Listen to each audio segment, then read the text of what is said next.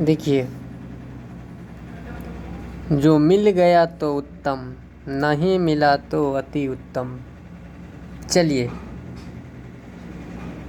आज हम लोग जानने वाले हैं वेन आरेख को, वेन डायग्राम को। तो देखिए, इसमें टाइप 1 वाला जो सवाल दिया गया है, इस टाइप के सवाल को हम कैसे बनाते हैं। इसमें लिखा हुआ है 170 परिवारों के एक सर्वेक्षण में 115 कॉफ़ी, 110 चाय और 130 दूध पीते हैं। इसके अलावा 85 कॉफ़ी और दूध, 75 कॉफ़ी और चाय, 95 चाय और दूध, 70 तीनों पीते हैं। पता करें कि कितने कॉफ़ी और दूध का उपयोग करते हैं लेकिन चाय का नहीं। देखिए, इस टाइप का सवाल जब 3 चीज़ दिया हुआ हो, जैसे कॉफ़ी है, चाय है, दूध है ना, और 70 तीनों पीता है, तो उसका डायग्राम ऐसे ही बनेगा। देख लो, एगो कॉफ़ी वाला घुमाया है, चाय वाला ना नीचे घुमाया। तो यहाँ पे देखिए, अब इसको हमको पकड़ना कैसे है। जैसे तीनों 70 पी रहा है, पहले उसको धर दो, ठीक है। अब उसके बाद देखिए, उसके बाद तीनों पीता है तो 70 धर दिए। उसके बाद देखिए, उसके बाद कॉफ़ी कितना लोग पीता है, 85 लोग कॉफ़ी पीता है। तो 85 लोग कॉफ़ी पीता है तो 70 तो भाई यहाँ पे ऑलरेडी है 70। तो बचे कितने, 85 पूर्णे में 15, यहाँ 15 दे दिए। उसके बाद देखिए, 75 कॉफ़ी और चाय पीता है। 75 कौन क्या पीता है भाई, कॉफ़ी और चाय पीता है। कॉफ़ी और चाय कितना पीता है, 75 पीता है। तो कॉफ़ी और चाय, देखिए कॉफ़ी और चाय के लिए यहाँ पे आप देखिए, ये वाला डाटा जो है, ये वाला डाटा कॉफ़ी और चाय का है। कॉफ़ी और चाय का ये वाला डाटा है। तो 70 तो भाई पी ही रहा था ना, 5 और जोड़ दिए तो 75 हो गया। अगला है, नेक्स्ट कह रहा था कि 95 चाय और दूध, 95 चाय और दूध। तो 95 चाय और दूध, तो चाय और दूध देखिए, तो ये चाय और दूध ये दोनों के लिए ये वाला पोर्शन है, ये वाला दोनों के लिए, चाय और दूध के लिए। तो भाई 70 यहाँ था, तो 95 पूर्णे में कितने रहे, 25। अब क्वेश्चन का जवाब दे दो। क्वेश्चन क्या कह रहा था, पता करें कि कितने कॉफ़ी और दूध का उपयोग करता है। कॉफ़ी और दूध, कॉफ़ी और दूध मतलब वैसा शख्स जो कॉफ़ी और दूध दोनों ठो पीता है, उसको खोजना है। कॉफ़ी और दूध, लेकिन चाय नहीं। तो कॉफ़ी और दूध देखो, कॉफ़ी और दूध देखो कितना पी रहा है, ये देखो कॉफ़ी और दूध, लेकिन चाय नहीं। तो चाय वाला डाटा को यहाँ से यहाँ छोड़ दो, तो बच्चे कितने, 15 बचे ना। तो इसका उत्तर कितना हो गया, 15 हो गया। चलिए अगला सवाल को देखते हैं। ये वाला अगला सवाल देखो, कह रहा है वेन आरेख 50 छात्रों को दर्शाता है जो व्यावसायिक प्रशिक्षण ए, बी और सी लेते हैं। प्रत्येक छात्र कम से कम एक प्रशिक्षण सत्र में भाग लेते हैं। प्रशिक्षण सत्रों में कम से कम एक सत्र में वास्तव में कितने छात्र भाग लिए। देखिए, यहाँ पे इसको कम से कम नहीं लिखना चाहिए, जो मिस्टेक है। कम से कम का मतलब होता है 1 गो वाला, 2 गो वाला और 3 गो वाला, याद रखना है ना। तो इसको ये नहीं लिखना चाहिए था। तो यहाँ पे जैसे निकाला है, इसको ये लिखना चाहिए वास्तव में कितने। इसको अगर ये क्वेश्चन में ये लिखता, मतलब जो है केवल एक व्यवसाय में भाग लेने वाला कितना प्रशिक्षण है, तो केवल एक लिखता ना, एक में, वास्तव एक में, तब आप क्या करते, 10 12 10 को जोड़ देते तो आपका 32 निकल जाता। थोड़ा सा मिस मैच था, हालांकि इसमें कुछ खास नहीं है। चलिए अगला देखिए, तो 3 नंबर है, उपर्युक्त वेन आरेख उन छात्रों को दर्शाता है जो कक्षा 3 में खेल MN और L खेलते हैं। खेल N खेलने वाले छात्रों की संख्या, तो खेल N कहाँ है ना, तो खेल N कहाँ है। अगर कहता है केवल N तो आपका उत्तर होता है 41। तो आपको कह रहा है खेल N, तो बाकी के बारे में कुछ नहीं कहा है, तो आप टोटल को जोड़ दो, 8 6 9 41। तो इस प्रकार से केवल N खेलने वाले छात्रों की संख्या कितना होगा, 64 होगा, ठीक है। अब ये वाला देखिए, ये वाला कुल देखिए केवल एक खेल खेला, बिल्कुल इजी सवाल है, 4 नंबर। देखो, हाँ ये वाला सवाल थोड़ा 5 नंबर वाला इम्पोर्टेंट। दिए गए वेन आरेख के आधार पर निम्न प्रश्न का उत्तर दें। ए, जो लोग कुशल हैं। बी, जो लोग ईमानदार हैं, जो लोग परिश्रमी हैं। देखिए इसका डायग्राम यहाँ पे दिया गया है, ठीक है। इसका डायग्राम यहाँ पे है, ठीक है। इसका डायग्राम यहाँ पे है, ए बी सी। ए क्या था? जो लोग कुशल है, बी जो लोग ईमानदार है, सी जो लोग परिश्रमी है, ठीक है।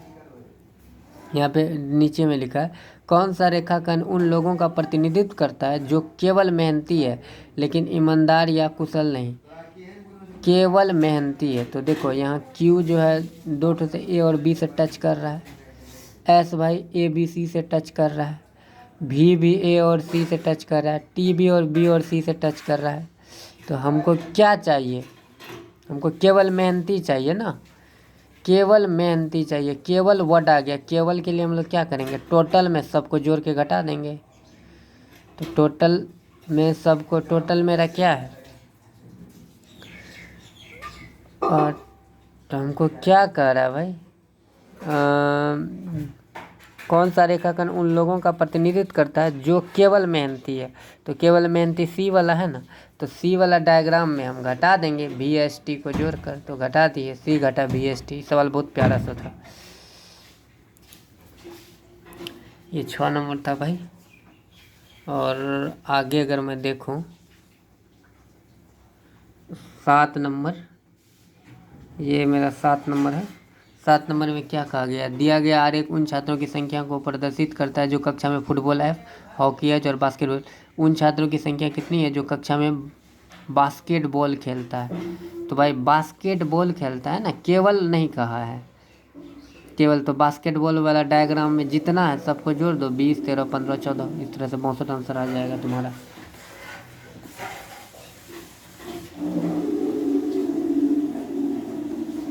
यहाँ पे भी वही इजी सवाल है। कह रहा है खेल ऐप खेलने वाले विद्यार्थियों, खेल ऐप का टोटल जोड़ दीजिए। इसमें कुछ है नहीं। अब ये वाला देखो,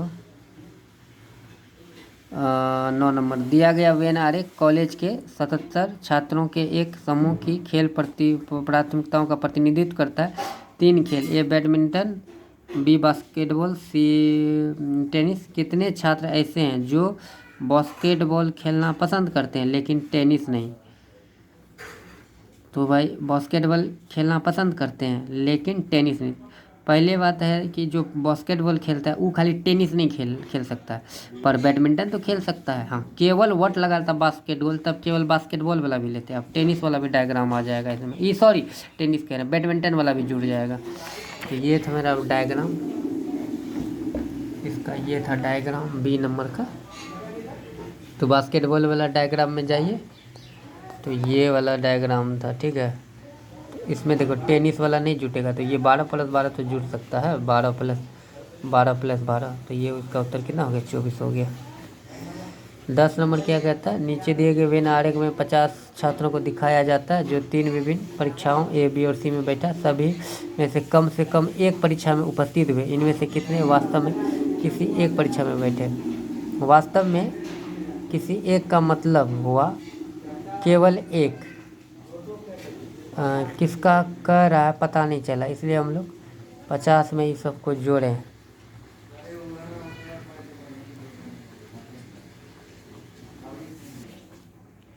सवाल माइंड ब्लोइंग है ये वाला। 10 नंबर सवाल को पढ़िएगा तो समझ में आ जाएगा। कम से कम एक परीक्षा में उपस्थित हुआ, मतलब क्या हुआ?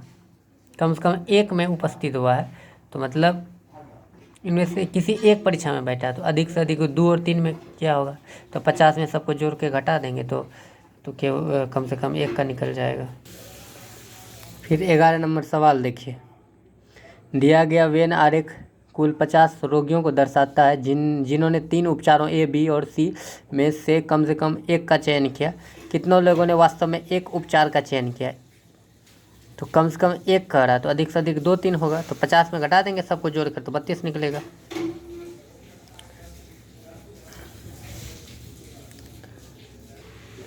ग्यारह नंबर में क्या कह रहा है? दिया गया वेन आरेख कुल 30 दुकानों को दिखाता है जो किसी विक्रेता से 3 अलग अलग ब्रांड के बिस्कुट ए बी और सी खरीदते हैं। प्रत्येक दुकान विक्रेता से कम एक ब्रांड खरीदता है। तो विक्रेता से ब्रांड ए बिस्कुट कितने ने खरीदा था? विक्रेता से ब्रांड ए ब्रांड ए के बारे में कह रहा है तो बी सी के बारे में नहीं ना कह रहा है। ए में जितना है सबको जोड़ दो, 2 4 5 5 को जोड़ दो, निकल जाएगा। इस तरह से आपका उत्तर 16 होगा।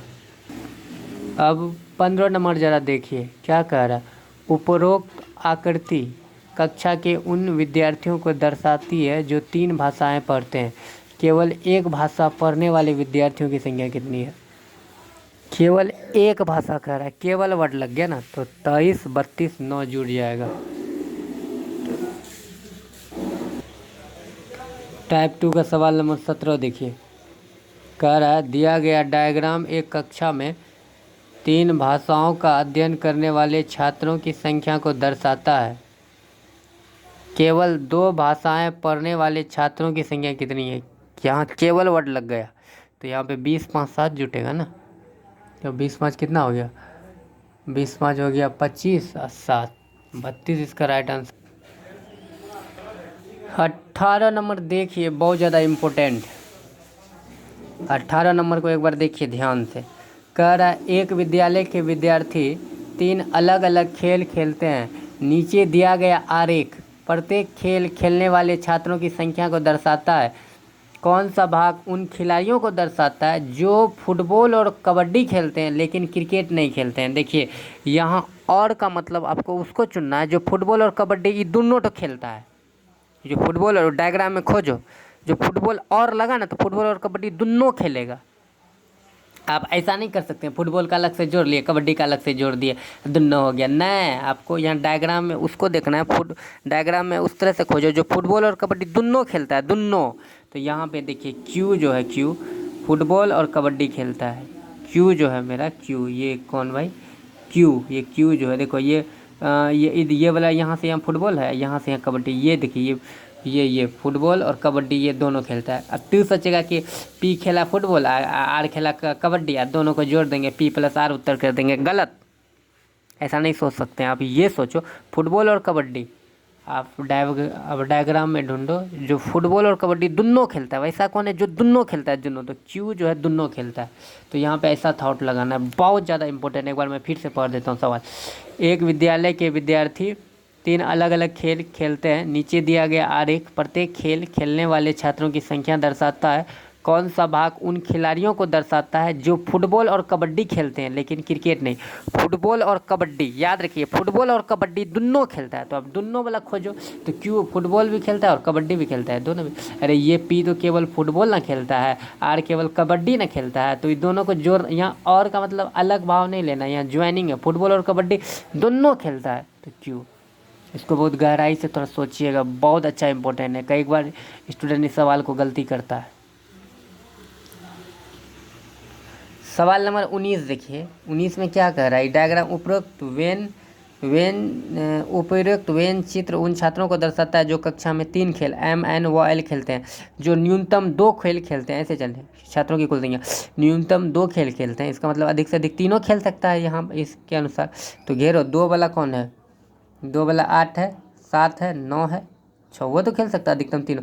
तो सबको जोड़ देते हैं, सबको जोड़ देंगे तो मेरा उत्तर आएगा कितना था? 8 6 14, 14 7 21 और 9 30। इसका उत्तर 30 होगा।